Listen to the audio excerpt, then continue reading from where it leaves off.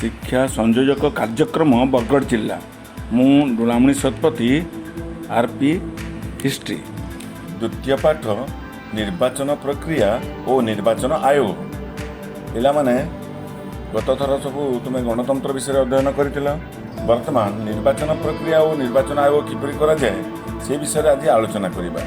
निर्वाचन प्रक्रिया जनमत हेउची गणतंत्रर भित्तिभूमि। प्रत्येक गणतांत्रिक राष्ट्र रे निर्वाचन माध्यम रे जनमत साब्यस्त होता है। एक निर्दिष्ट समय व्यवधान रे यह निर्वाचन करा जाए और प्रतिनिधि सभा गठन करा जाए। आम भारत वर्ष रे लोकसभा और प्रत्येक राज्य विधानसभा पुनर्गठन पाई प्रति 5 वर्ष रे थरे निर्वाचन करा जिबार व्यवस्था रही। यही निर्वाचन सार्वजनीन साबालक मतदान प्रथा उपरे आधारित गणतांत्रिक सरकार रे जनकल्याण बा जनमंगल पई आईन प्रणयन करने उद्देश्य रे निर्वाचन माध्यम रे लोक माने सेमानंकर प्रतिनिधि चयन करती। क्यों राजनीति दल सरकार गठन करिवे से निष्पत्ति मध्य मतदाता माने एही निर्वाचन माध्यम रे करिथांती। एणु विशेष करी आम भारतवर्ष गणतंत्र रे निर्वाचनर भूमिका गुरुत्वपूर्ण। भारतर संविधान प्रणेता माने एक मुक्त अबाध और निर्मल निर्वाचन प्रक्रिया उपरे विशेष गुरुत्व देइछंती। निर्वाचन प्रक्रिया त्रुटिपूर्ण हेले गणतंत्र निश्चय भाव में भुशुड़ी पड़िबो एवं गणतांत्रिक मूल्यबोध प्रति गभीर कुठाघात हम एथिरे तिलेमात्र संदेह नाही। ख निर्वाचन प्रकार भेद। निर्वाचन साधारणतः पिला माने दुई भाग विभक्त। एक प्रत्यक्ष निर्वाचन, दुई है परोक्ष निर्वाचन। प्रत्यक्ष निर्वाचन रे समस्त मतदाता सीधासलख निर्वाचन प्रक्रिया रे अंशग्रहण करी निजर मत दान करिथांती एवं निजर प्रतिनिधि मानकु निर्वाचित करिथांती। आम भारतवर्ष रे लोकसभा और राज्य विधानसभा पाई प्रतिनिधि चयन प्रत्यक्ष निर्वाचन माध्यम रे करा जाए। आम भारत को 543 कोटी एक सदस्य विशिष्ट संसदीय निर्वाचन मंडली रे विभक्त करा जायछि। निर्दिष्ट संख्यक जनसंख्या को आधार करी लोकसभा आसन और राज्य विधानसभा आसन पाई अलगा अलगा निर्वाचन मंडली स्थिरीकृत करा जायछि।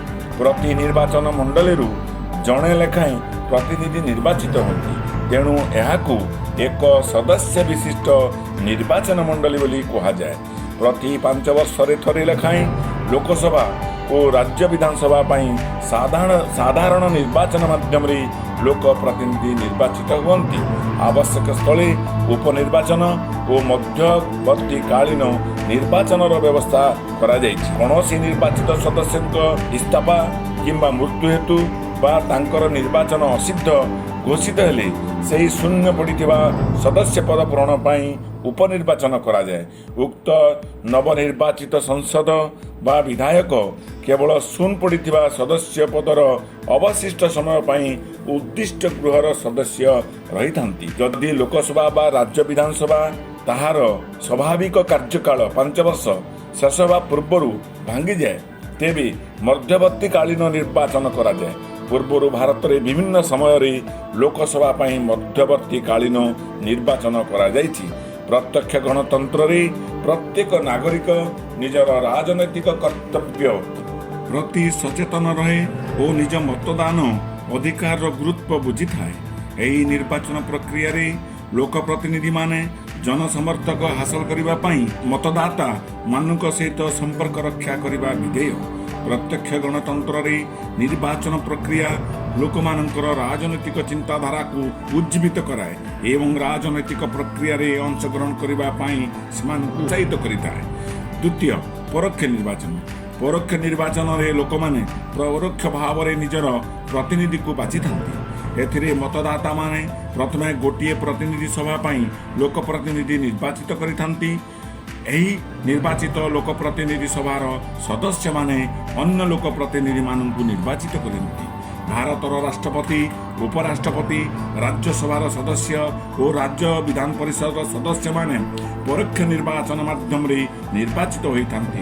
ସଂସଦର ଉଭୟ ଗୃହ, ଲୋକସଭା ଓ ରାଜ୍ୟସଭାର ନିର୍ବାଚିତ ସଦସ୍ୟ ଏବଂ ରାଜ୍ୟ ବିଧାନସଭା ମାନଙ୍କର ନିର୍ବାଚିତ ସଦସ୍ୟମାନଙ୍କୁ ନେଇ ଏକ ନିର୍ବାଚକ ମଣ୍ଡଳୀ ଭାରତର ରାଷ୍ଟ୍ରପତିଙ୍କୁ ନିର୍ବାଚିତ କରିଥାନ୍ତି। କେବଳ ଲୋକସଭା ଓ ରାଜ୍ୟସଭାର ସାଂସଦମାନେ ଉପରାଷ୍ଟ୍ରପତିଙ୍କୁ ନିର୍ବାଚିତ କରିଥାନ୍ତି। ପ୍ରତ୍ୟେକ ରାଜ୍ୟ ବିଧାନସଭାର ବିଧାୟକମାନେ ଏହି ରାଜ୍ୟକୁ ନିର୍ଦ୍ଦିଷ୍ଟ ସଂଖ୍ୟକ ରାଜ୍ୟସଭା ସଦସ୍ୟମାନଙ୍କୁ ନିର୍ବାଚିତ କରିଥାନ୍ତି।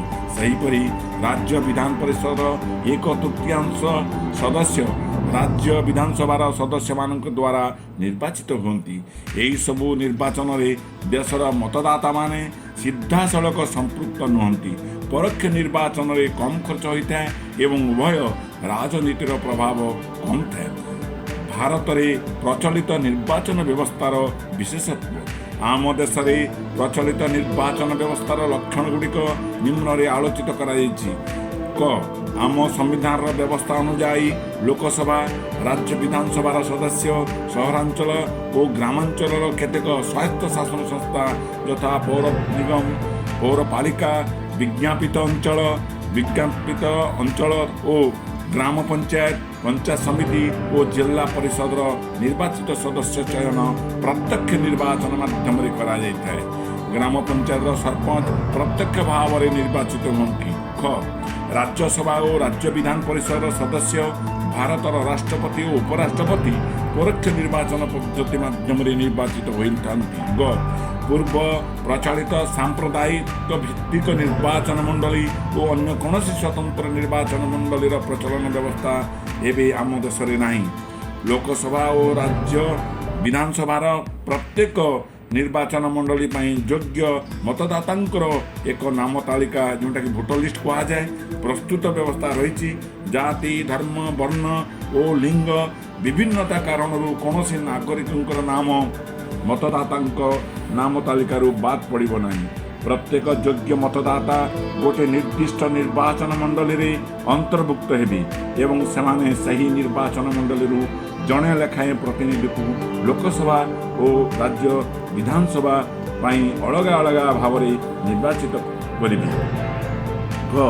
ସାର୍ବଜନୀନ ସାବାଳକ ମତଦାନ ପ୍ରଥା ହେଉଛି ଭାରତୀୟ ନିର୍ବାଚନ ବ୍ୟବସ୍ଥାର ଅନ୍ୟ ଏକ ଗୁରୁତ୍ୱପୂର୍ଣ୍ଣ ଅଙ୍ଗ।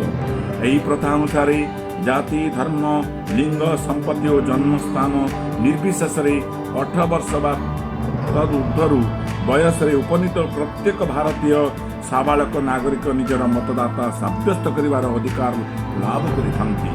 ଏହି ସାବାଳକ ମତଦାତାମାନଙ୍କର ନାମ ନିର୍ବାଚନ ପାଇଁ ଉଦ୍ଦିଷ୍ଟ ମତଦାତାଙ୍କ ନାମ ତାଲିକାରେ ସାମିଲ ହୋଇଥାଏ। ସମ୍ବିଧାନର 326 ଧାରାରେ ଏ ସମ୍ପର୍କରେ ସ୍ପଷ୍ଟ ସୂଚନା ରହିଅଛି। ଲୋକସଭା ଓ ରାଜ୍ୟସଭା, ରାଜ୍ୟ ବିଧାନସଭା, ରାଜ୍ୟ ବିଧାନ ପରିଷଦ ଏବଂ ଅନ୍ୟାନ୍ୟ ନିର୍ବାଚିତ ପଦବୀ ପାଇଁ ନିର୍ଦ୍ଦିଷ୍ଟ ଯୋଗ୍ୟତା ବିଷୟରେ ସମ୍ବିଧାନରେ ସ୍ପଷ୍ଟ ଭାବରେ ଉଲ୍ଲେଖ ରହିଅଛି। ପ୍ରତ୍ୟେକ ନିର୍ବାଚନ ପାଇଁ ଉଦ୍ଦିଷ୍ଟ ମତଦାତାଙ୍କ ନାମ ତାଲିକାରେ ନିୟମିତ ଭାବରେ ନିର୍ବାଚନ ପୂର୍ବରୁ ସଂଶୋଧନ କରାଯାଇଥାଏ। ପ୍ରତ୍ୟେକ ଜନଗଣନା ଶେଷ ହେବା ପରେ ପ୍ରାୟତଃ ଏହା ସଂଶୋଧିତ ହୋଇଥାଏ। ଜନଗଣନା ପ୍ରତି 10 ବର୍ଷରେ ଥରେ କରାଯାଏ। ଏତଦ୍ବ୍ୟତୀତ କୌଣସି ନିର୍ବାଚନ ପୂର୍ବରୁ ଭାରତର ନିର୍ବାଚନ ଆୟୋଗଙ୍କ ଆଦେଶ ବଳରେ ମଧ୍ୟ ମତଦାତାଙ୍କ ନାମ ତାଲିକାରେ ସଂଶୋଧନ କାର୍ଯ୍ୟ କରାଯାଇଥାଏ। ଆମ ଦେଶରେ ଏକ ସଦସ୍ୟ ବିଶିଷ୍ଟ ନିର୍ବାଚନ ମଣ୍ଡଳୀର ବ୍ୟବସ୍ଥା ରହିଛି। ପ୍ରତ୍ୟେକ ନିର୍ବାଚନ ମଣ୍ଡଳୀର ଲୋକ ସଂଖ୍ୟା ପ୍ରାୟତଃ ସମାନ। ଗୋଟିଏ ନିର୍ବାଚନ ମଣ୍ଡଳୀରୁ ଜଣେ ମାତ୍ର ପ୍ରାର୍ଥୀ ନିର୍ବାଚିତ ହୋଇଥାନ୍ତି। ଆମ ଦେଶରେ ଗୋପନୀୟ ମତଦାନ ବ୍ୟବସ୍ଥାର ପ୍ରଚଳନ ମଧ୍ୟ ରହିଛି। ଏହା ଫଳରେ ଜଣେ ମତଦାତା ନିର୍ଭୟ ନିଜର ମତଦାନ ଅଧିକାର ସାବ୍ୟସ୍ତ କରିଥାନ୍ତି। ଫଳରେ ନିର୍ବାଚନ ଅବାଧ, ସ୍ୱଚ୍ଛ ଏବଂ ଦୁର୍ନୀତିମୁକ୍ତ ହୋଇଥାଏ। ନିର୍ବାଚନରେ ଜୟଯୁକ୍ତ ହେବା ପାଇଁ ଜଣେ ପ୍ରାର୍ଥୀ ମିଳିଥିବା ସମସ୍ତ ସିଦ୍ଧମତର ଆପେକ୍ଷିକ ସଂଖ୍ୟା ଗରିଷ୍ଠ ସମର୍ଥନ ଲାଭ କରିବା ଆବଶ୍ୟକ। ଏହାର ଅର୍ଥ ହେଲା ଗୋଟିଏ ନିର୍ବାଚନ ମଣ୍ଡଳୀର ସମସ୍ତ ପ୍ରତିଦ୍ୱନ୍ଦ୍ୱୀଙ୍କ ମଧ୍ୟରୁ ଯେଉଁ ପ୍ରାର୍ଥୀ ସର୍ବାଧିକ ସିଦ୍ଧମତ ପାଇଥିବେ ସେ ନିର୍ବାଚିତ ଘୋଷିତ ହେବେ। ନିର୍ବାଚନ ଆୟୋଗ ସମ୍ପ୍ରତି ନିର୍ବାଚନରେ ମତଦାନ କରିବା ପାଇଁ ଇଲେକ୍ଟ୍ରୋନିକ୍ସ ମତଦାନ ଯନ୍ତ୍ର EVM ପ୍ରଚଳନ କରାଯାଇଛି। ଫଳରେ ମତଦାନ ଏବଂ ମତଗଣନା କାର୍ଯ୍ୟ ସହଜରେ ଏବଂ ଶୀଘ୍ର ହୋଇପାରୁଛି। ତେବେ ସ୍ୱାୟତ୍ତଶାସନ ସଂସ୍ଥାର ନିର୍ବାଚନ କାର୍ଯ୍ୟରେ ମତଦାନ ବ୍ୟବସ୍ଥା ବ୍ୟାଲେଟ୍ ପେପର ମାଧ୍ୟମରେ ମଧ୍ୟ କରାଯାଉଛି। ଅନୁସୂଚିତ ଜାତି ଓ ଜନଜାତିମାନଙ୍କର ସ୍ୱାର୍ଥ ରକ୍ଷା ପାଇଁ କେନ୍ଦ୍ରର ନିମ୍ନ ସଦନ ଲୋକସଭା ଓ ରାଜ୍ୟ ବିଧାନସଭାରେ ସେମାନଙ୍କର ଜନସଂଖ୍ୟାର ଅନୁପାତ ଅନୁସାରେ ସେମାନଙ୍କ ପାଇଁ ସ୍ଥାନ ସଂରକ୍ଷଣ ବ୍ୟବସ୍ଥା ହୋଇଅଛି। ସମ୍ବିଧାନର 330 ଧାରାରେ ସେମାନଙ୍କ ପାଇଁ ଲୋକସଭାର ଆସନ ସଂରକ୍ଷଣ ବ୍ୟବସ୍ଥା ରହିଛି ଓ ଧାରା 332ରେ ରାଜ୍ୟ ବିଧାନସଭାରେ ଅନୁରୂପ ଆସନ ସଂରକ୍ଷଣ ବ୍ୟବସ୍ଥା ରହିଛି।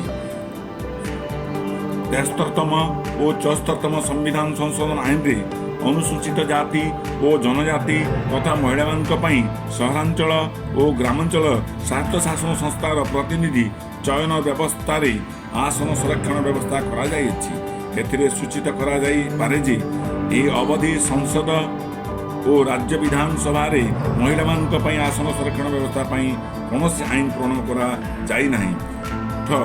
ସମ୍ବିଧାନର ନିର୍ବାଚନ ସମ୍ବନ୍ଧୀୟ ସମସ୍ତ ବିବାଦର ସମାଧାନ ପାଇଁ ବିହିତ ବ୍ୟବସ୍ଥା ରହିଅଛି।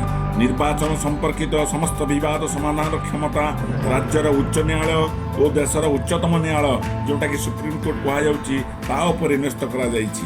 ବିଜୟୀ ପ୍ରାର୍ଥୀମାନଙ୍କର ନିର୍ବାଚନର ବୈଧତା ସମ୍ପର୍କିତ ଆସିଥିବା ଅଭିଯୋଗର ବିଚାର ପାଇଁ ଏହି ନ୍ୟାୟାଳୟ କରିପାରିବେ। ପ୍ରତ୍ୟେକ ନିର୍ବାଚିତ ପ୍ରାର୍ଥୀକୁ ବିଜୟୀ ଘୋଷଣା କରାଯିବା ପାଇଁ ତାଙ୍କୁ ଏକ ସ୍ୱୀକୃତି ପତ୍ର ମିଳିଥାଏ ଯାହା ରିଟର୍ଣ୍ଣିଂ ଅଫିସର ପ୍ରଦାନ କରନ୍ତି।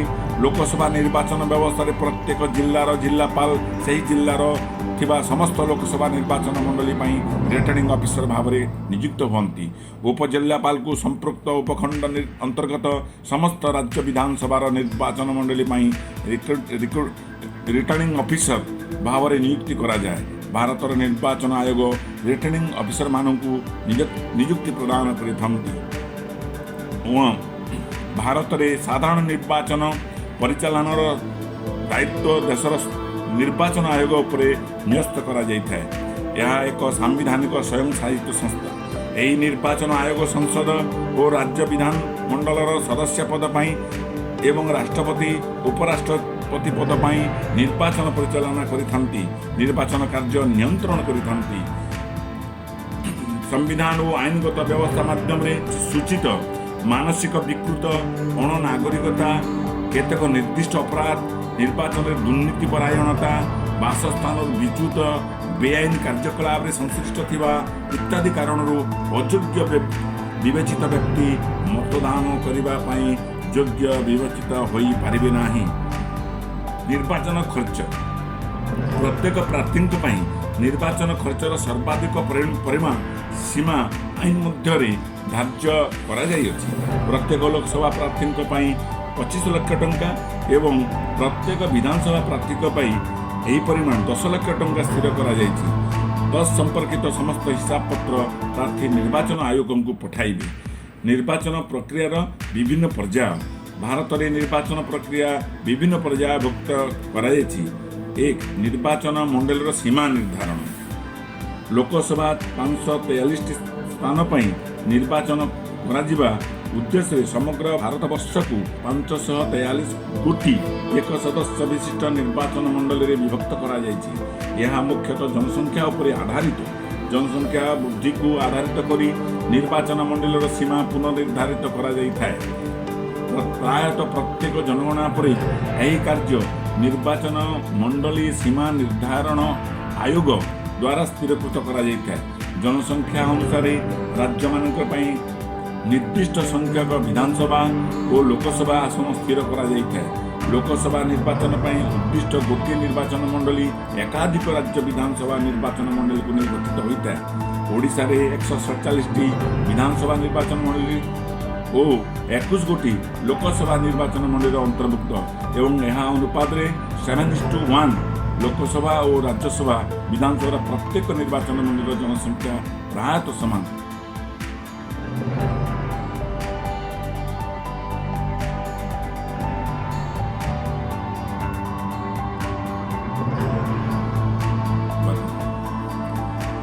ଉକ୍ତ ପ୍ରଶ୍ନାବଳୀ ଗୁଡ଼ାକ ନୋଟ୍ ଖାତାରେ ପ୍ରସ୍ତୁତ କରି ମୋତେ ମେସେଜ୍ ଦ୍ୱାରା ଜଣାଇବେ।